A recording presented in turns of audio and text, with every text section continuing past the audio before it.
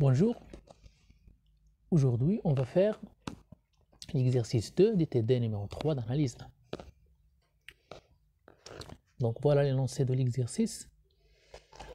Montrer que la fonction f définie par f de x est égale à x sur 1 plus la valeur absolue de x est une bijection de R sur l'intervalle ouvert moins 1, 1. Et montrons aussi qu'elle est strictement croissante, en utilisant bien sûr la définition de base. Donc, commençons par la bijection d'abord. Donc, on a f de x égale à x sur 1 plus la valeur absolue de x. Donc, je vais changer l'écriture. Écrire x sur 1 plus x. Donc, je veux se débarrasser des valeurs absolues. Donc, x sur 1 plus x, quand est-ce qu'on a x sur 1 plus la valeur absolue de x est égal à x sur 1 plus x? Quand x est positif. Et le deuxième cas, notre cas, c'est 1 moins x, c'est-à-dire la valeur absolue de x est égale à moins x. Et ça, si x est inférieur ou égal à 0. Donc, voilà notre fonction. J'ai écrit, j'ai distingué les cas. Donc, qu'est-ce que je veux démontrer, c'est montrant que la bijection, en utilisant la définition de base, c'est-à-dire montrant que quel que soit y appartenant à l'ensemble d'arrivées, c'est moins 1, 1, il existe un élément x, un seul élément x. Donc, comme ça, il existe un unique élément x appartient à R, l'ensemble de départ, tel que y est égal à f de x. Donc, c'est ça ce que je veux démontrer. Donc, commençons d'abord par le cas trivial. Si le cas trivial, c'est pour y égale à 0. Donc, si y égale à 0, qu'est-ce qu'on a? On a f de x égale à 0, équivalent à dire que x sur 1 plus la valeur absolue de x égale à 0. Ce qui est équivalent à dire que x égale à 0. Donc voilà, j'ai trouvé x tel que f de x égale à y qui est 0. Et bien sûr, puisqu'on a l'équivalence, donc il existe une unique solution, x égale à 0 pour f de x égale à 0. Donc, le deuxième cas que je vais prendre, c'est y appartenant à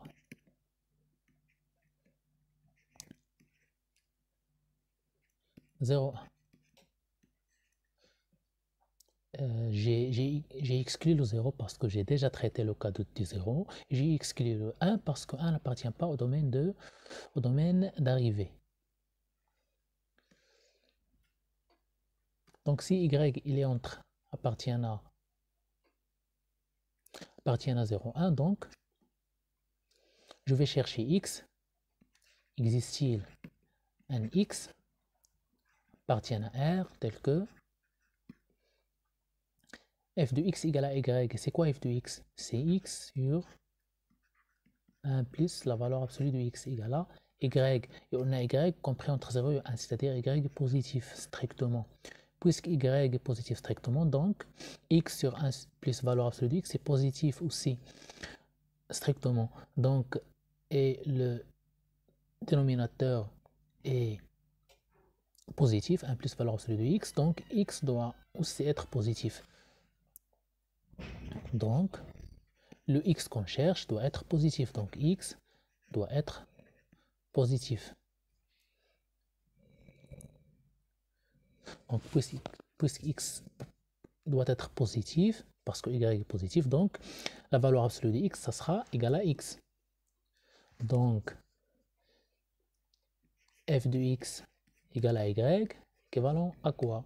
Équivalent à x sur 1 plus la valeur absolue de x égale à y. Donc, puisque x est positif, je peux se débarrasser des valeurs absolues. Donc, j'aurai x sur 1 plus x égale à y. Et ce qui est équivalent à dire que x égale y plus xy. Et ceci me donne que x facteur de 1 moins y égale à y. Ce qui est équivalent à x égale à y sur 1 moins y. Il faut vérifier que 1 moins y est différent de 0 pour diviser par 1 moins y. On a y est différent de 1, il est positif mais il est différent de 1 parce que y appartient à 0, 1 ouvert. Donc y est différent de 1, donc 1 moins y est différent de 0. Donc voilà l'unique solution parce que j'ai l'équivalence. Donc l'unique solution c'est y sur 1 moins y, c'est-à-dire qu'il que soit y appartenant à l'intervalle ouvert 0, 1, il existe un unique x, à savoir y sur 1 moins y, tel que, qui vérifie f de x égale à y, parce que si x est égal à y sur 1 moins y, ceci est équivalent à dire que f de x égale à y. Donc, voilà le résultat. Donc, il me reste de vérifier le troisième cas. Le dernier cas, c'est que si y appartenant à moins 1, 0. Donc, c'est le même principe. Donc, x doit être négatif maintenant et pas positif. Pourquoi? Parce que si on a f de x égale à y, qui est négatif bien sûr, donc ceci est équivalent à dire que x sur 1 plus valeur absolue de x égale à y, qui est négatif bien sûr. Puisque y est négatif, donc cette quantité-là est aussi négative. 1 plus la valeur absolue de x est positive, donc x doit nécessairement être négative. Donc, puisque x est négatif, alors on a f de x égale à y équivalent à dire que x sur 1, la valeur absolue de x égale à moins x, car x est négatif, donc moins x égale à y, qui est négatif bien sûr.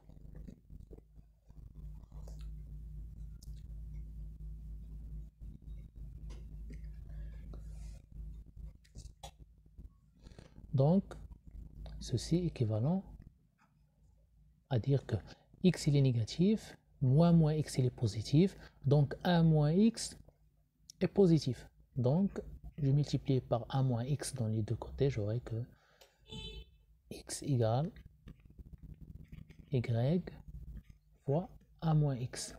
1 moins x est positif, y est négatif, et x est négatif. Donc, c'est bien. Ceci égale à y moins yx. Ce qui est équivalent à x facteur de 1 plus y égale à y. Ce qui est équivalent à dire que x égale... Est-ce que je peux diviser par 1 plus y? Oui, parce que quand est-ce que 1 plus y égale à 0? Quand y égale à moins 1. Et là, on a y appartenant à moins 1, 0 ouvert, c'est-à-dire y est différent de moins 1. Donc 1 plus y est différent de 0, donc je peux diviser par 1 plus y. Donc voilà mon x qui est unique, qui résout la solution, l'équation f de x égale à y. C'est l'unique solution parce que on a l'équivalence. Donc voilà, quel que soit, donc j'ai montré maintenant que quel que soit y appartenant à moins 1, 0, il existe une unique solution, à savoir y sur 1 plus y, tel que f de x égale à y. Bien sûr, cette condition est vérifiée parce qu'on a l'équivalence. Quand x est égal à y sur 1 plus y, on a f de x égale à y. Et voilà, comme ça, on a montré, d'après les trois cas, les trois résultats qu'on a, obtenu dans les trois cas, on a quel que soit y appartenant à moins 1, il existe un unique x appartenant à R tel que f de x égale à y. Et ceci équivalent à dire que f est une bijection de moins 1 vers R. Donc voilà la première partie d'exercice. Donc la deuxième partie, c'est de montrer que, montrant que f est strictement croissante.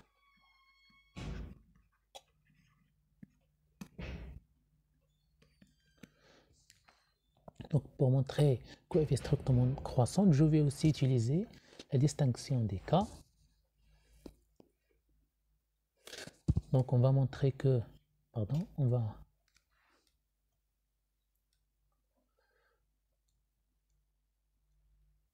montrer que, quel que soit x1, x2 appartenant à moins 1, on a x1 inférieur strictement à x2 implique que f de x1 est inférieur strictement à f de x2. Et je vais distinguer les cas. Donc, mon premier cas, c'est si x1 est négatif et x2 est positif. Comme ça. Négatif strictement, x2 positif strictement. Donc, j'aurai que f de x1 qui est égal à x1 sur 1 plus valeur absolue de x1.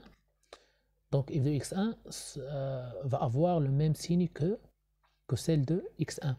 Donc il est aussi négatif, pardon. Donc f de x1, ça sera aussi strictement négatif. Parce que x1 est strictement négatif et ce qui est en bas est strictement positif. J'aurai aussi que f de x2 va prendre le même signe que celle de x2, c'est-à-dire 1 plus x2, ça sera positif parce que x2 est positif. Ce qui est en bas est aussi positif. Donc f de x2 est strictement positif. Donc f de x1 strictement négatif, f de x2 strictement positif. Donc ceci implique que f de x1 inférieur à 0 et 0 est inférieur à f de x2.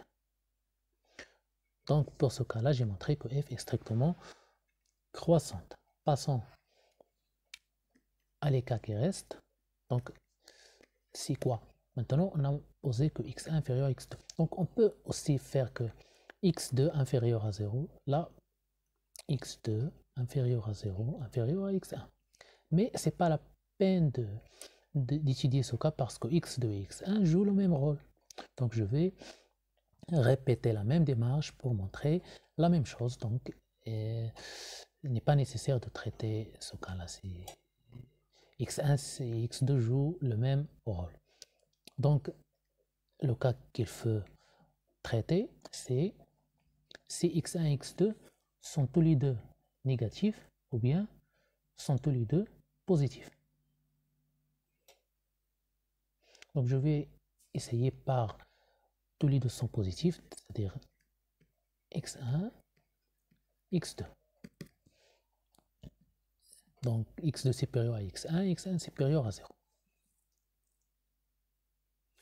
Donc on a f2 x1 égale x sur 1 plus x1 et puisque x1 est positif, donc je peux se débarrasser des valeurs absolues, donc j'aurai x1 1 plus x1.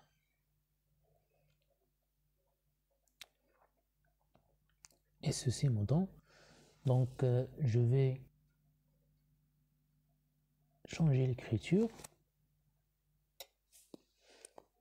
Donc je vais ajouter 1 et le retrancher. Donc x1 plus 1 moins 1 sur 1 plus x1. Donc x1 plus 1 sur 1 plus x1, c'est 1. Et il me reste moins 1 sur 1 plus x1. Donc voilà l'écriture de f. J'ai changé l'écriture. On peut utiliser seulement x là parce que je veux seulement changer l'écriture. Mais c'est bien, j'ai utilisé x1 pour utiliser le fait que x1 est positif. Donc ça, cette écriture n'est valable que dans le cas où x est positif. Et puisqu'on travaille maintenant sur les éléments qui sont positifs, donc on peut travailler sur cette nouvelle expression à la place de la première expression de f. Donc voilà, maintenant, je vais comparer f de x1 et f de x2. C'est pour cela que j'ai changé l'écriture. Donc maintenant, je vais comparer ces deux expressions. Donc, j'ai x1 inférieur à x2. Donc 1 plus x1 inférieur à 1 plus x2. Ce qui implique que, donc, n'oubliez pas que ceci est supérieur à 1, donc supérieur à 0.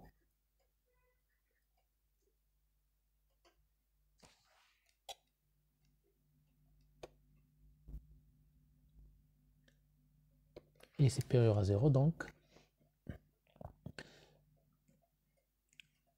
l'inverse 1 sur 1 plus x1, ça sera supérieur à 1 sur 1 plus x2.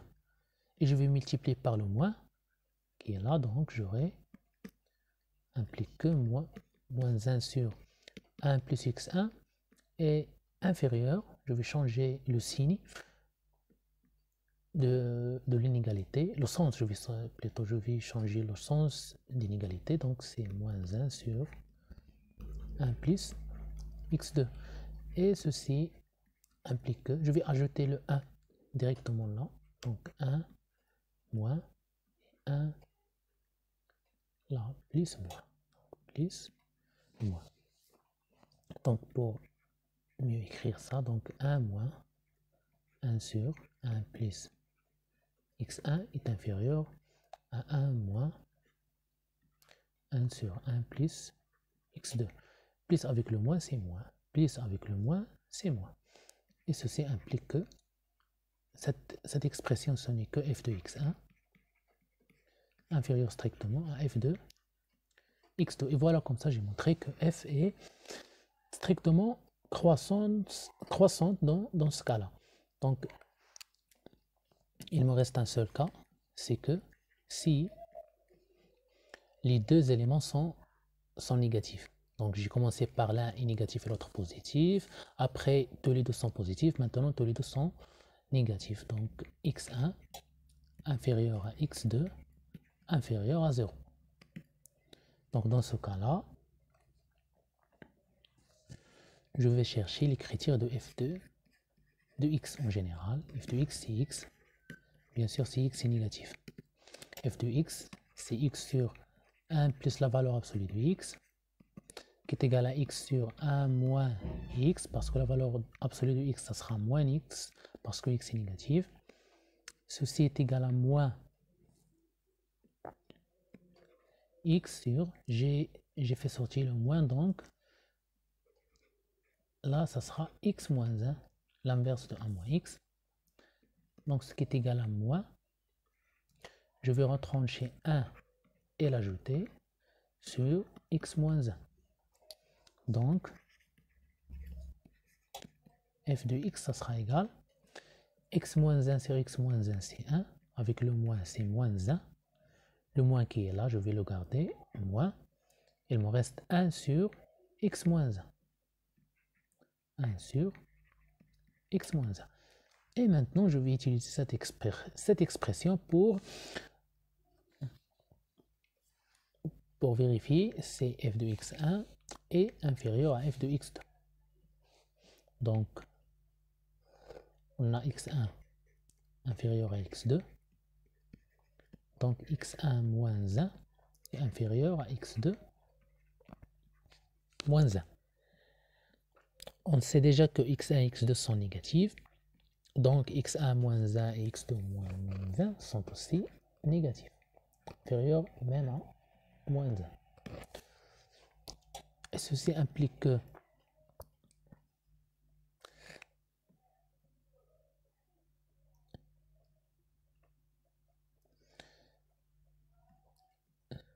implique que 1 moins x1 est supérieur à 1 moins x2, qui est supérieur à 1. Donc j'ai multiplié par moins 1, donc j'ai changé le sens de l'inégalité. Donc voilà, comme ça. Donc maintenant je vais multiplier par l'inverse, ou bien je vais inverser ces éléments-là puisqu'ils sont positifs. Donc j'aurai 1 sur 1 moins x1 inférieur à 1 sur 1 moins x2. Ils sont bien sûr inférieurs à 1.